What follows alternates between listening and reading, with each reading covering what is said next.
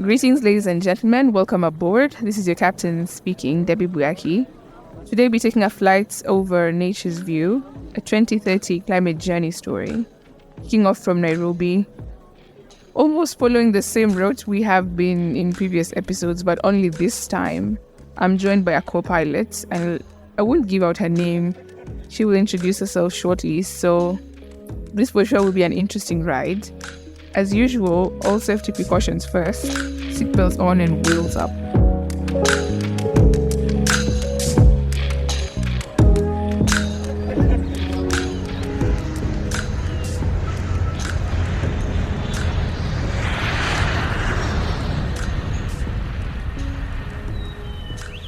Today on the podcast, we have a guest, and not just any other regular guest. My co-pilot in this project, we've been talking about water, salty water, fresh water, then my research, my projects, and finally we get to meet someone who's actually on this project with me.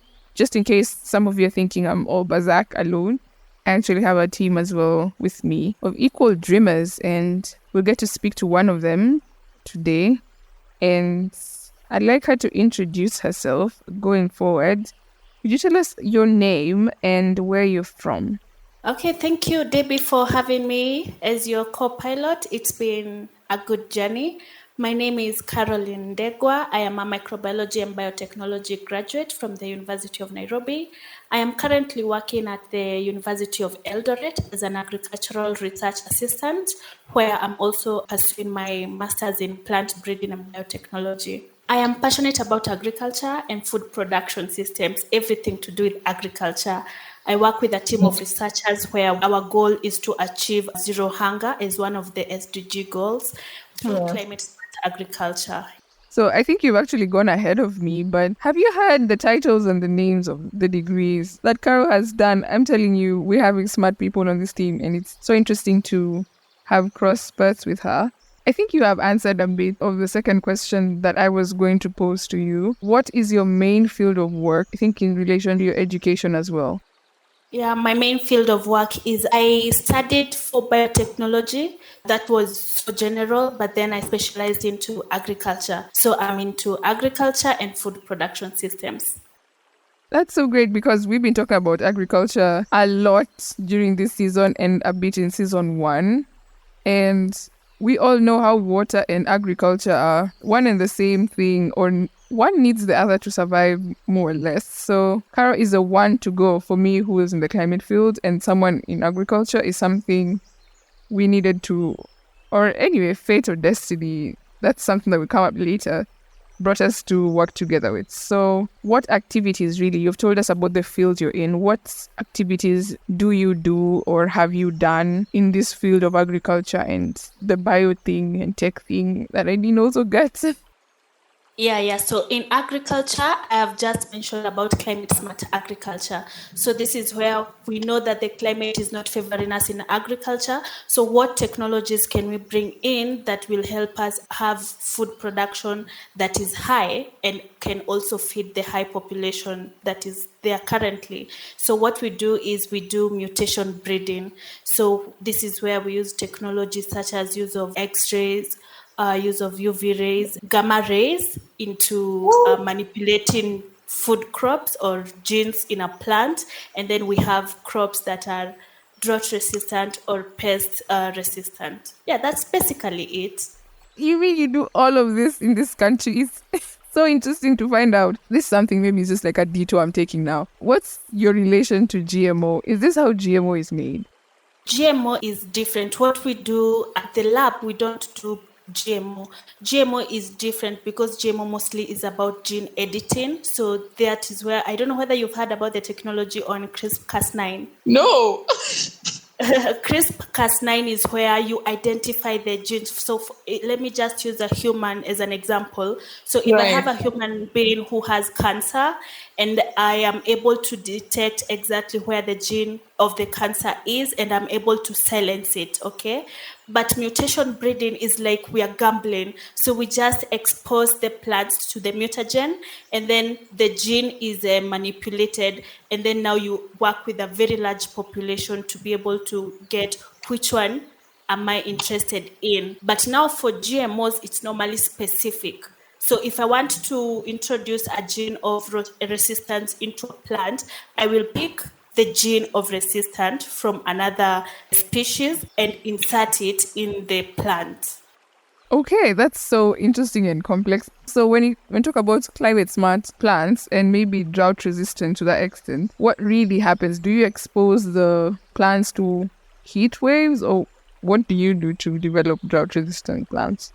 It actually depends with which mutagen one prefers. So there are physical mutagens and there are also chemical mutagens. So for us, we use the physical mutagens, which are the gamma rays. Interesting. Anyway, that's something maybe we could have a whole discussion and topic, maybe even a class upon, because some of us are seeing stars.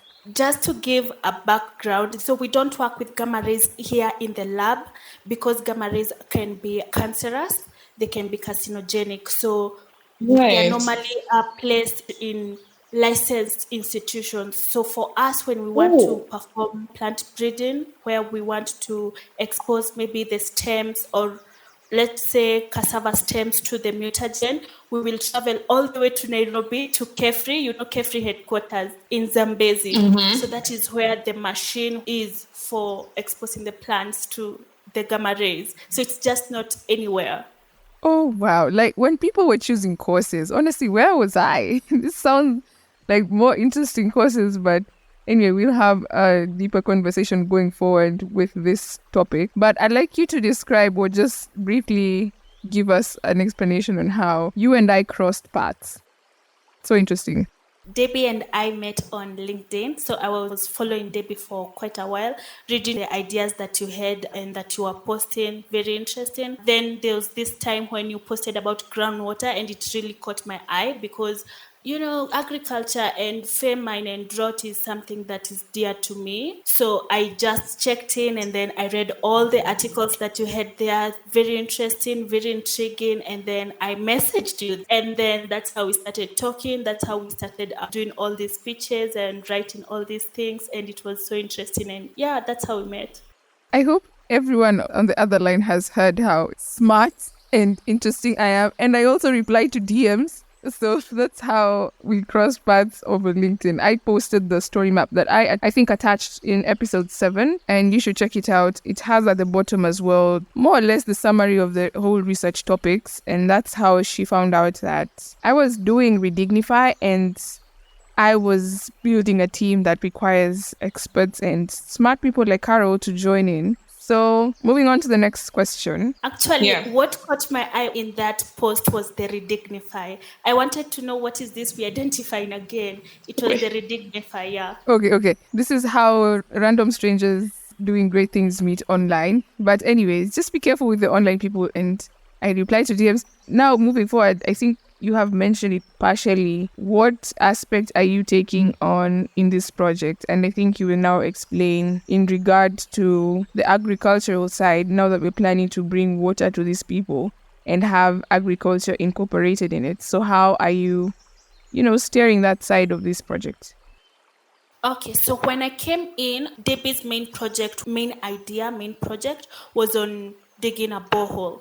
And then I thought, okay, we're going to dig them a borehole. How can we make this more sustainable? So I thought to bring in my food production ideas. So for me, it's after we dig a borehole, there's so much potential that water has in itself. And one of it is agriculture. Knowing that water promotes agriculture at a very high rate, and agriculture is one of the greatest sources of GDP in the economy of Kenya. So just knowing that we can have irrigation schemes, as we have seen people who have been successful through these projects, then I knew this is something that we could work on.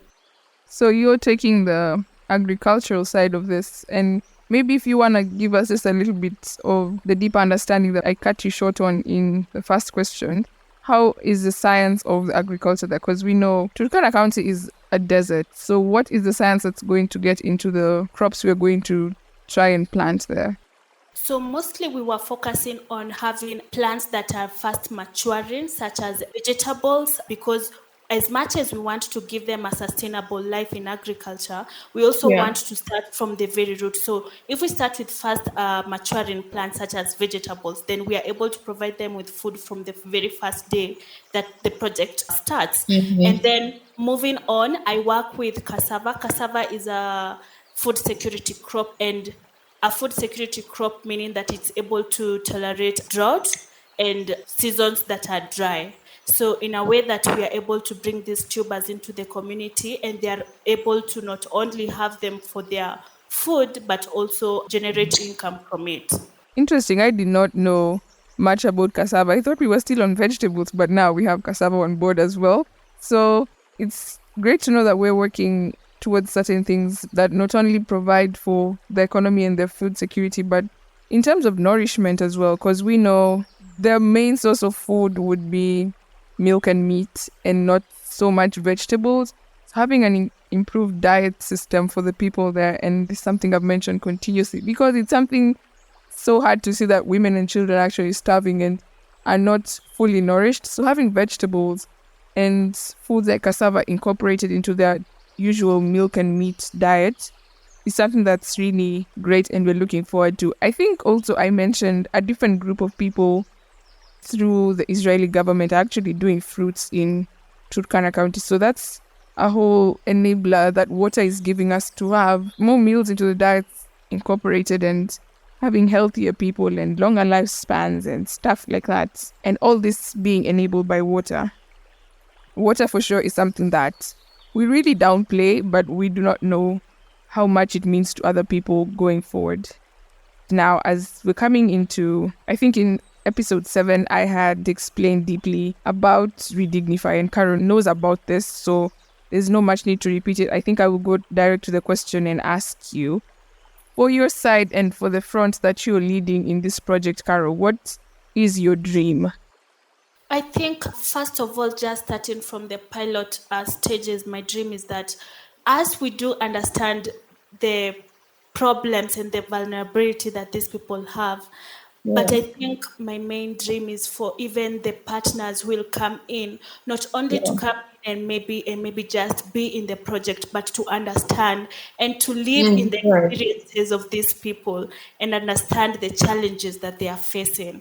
And then from there, then I think even funding more projects as such will be reasonable to them and not just being a charitable act.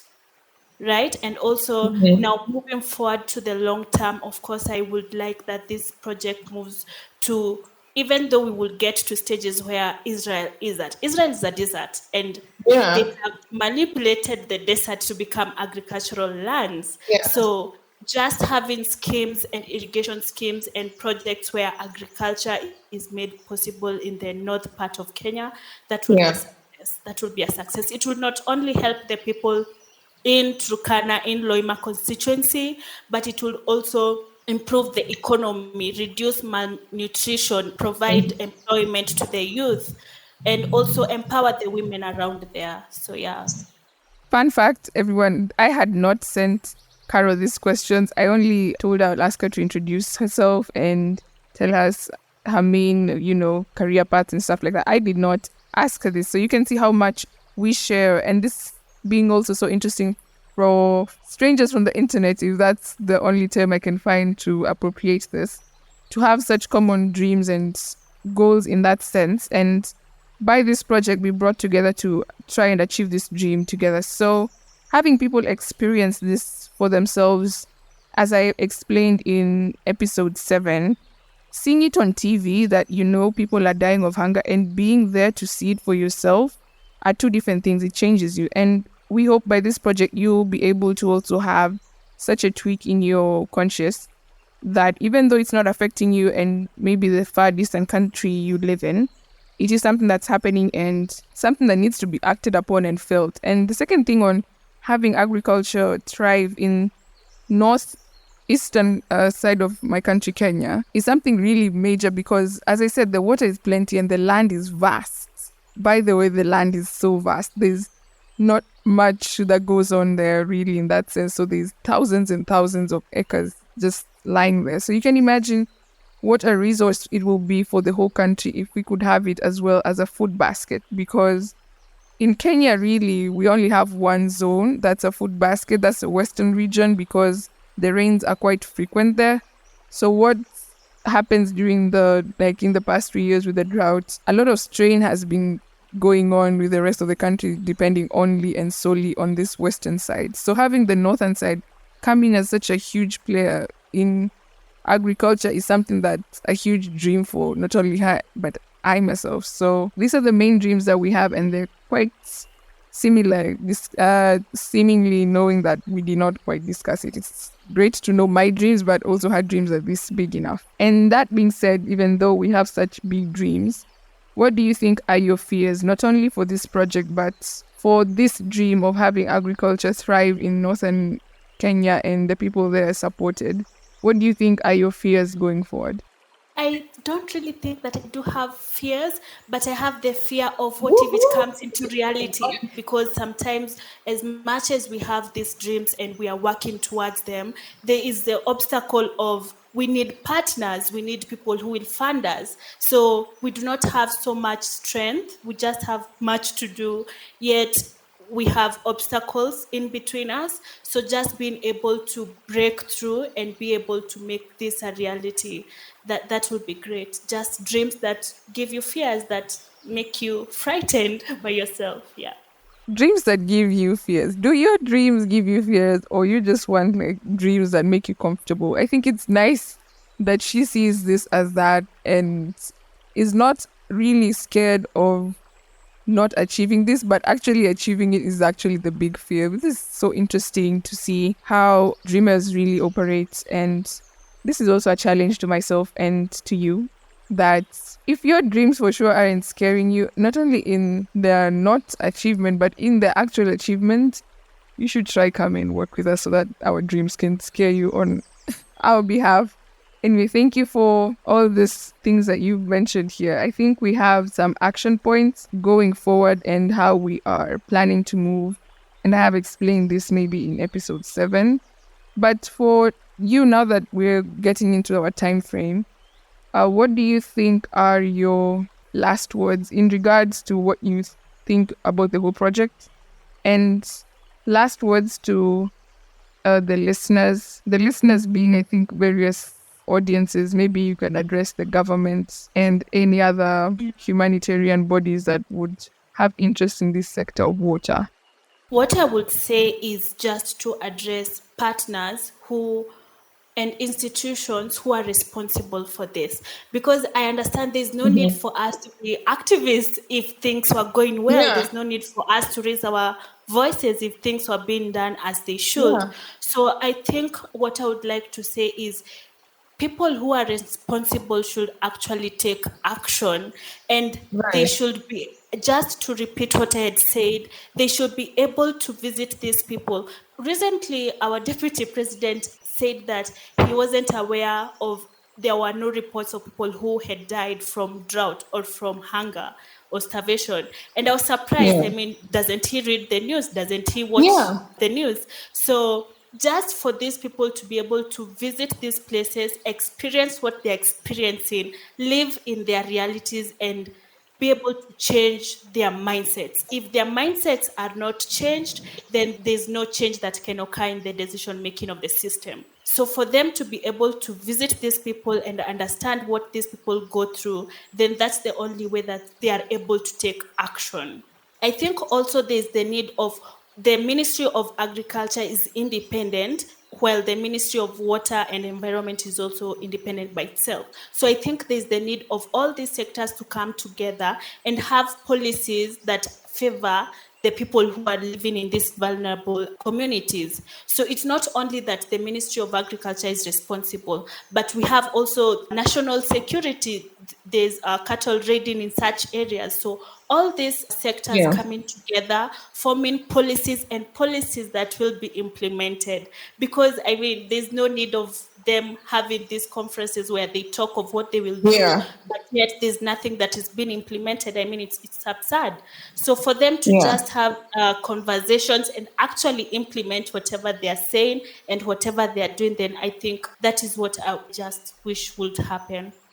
What observation have you made when it comes to government in terms of making this process harder? You know, I said it in a different, I think, episode maybe, that I realized that the function of water is actually devolved. So when we're talking about water in Kenya, it's not the national government, it's the county government. So I was wondering, we've been having devolution for like 10 years plus now. And what has the county government of Turkana done to achieve this water and actually take this water out of the ground and supply to the people? And if not so in terms of resources, hasn't it tried to reach out to the humanitarian funders and other governments which are willing actually to invest in this? So my question is, how do you think the government, and more so the local government there, has frustrated the endeavor of this extraction of this water and the people and the lives of the people there? I think they just make it difficult for even the people who want to fund these projects to access the areas.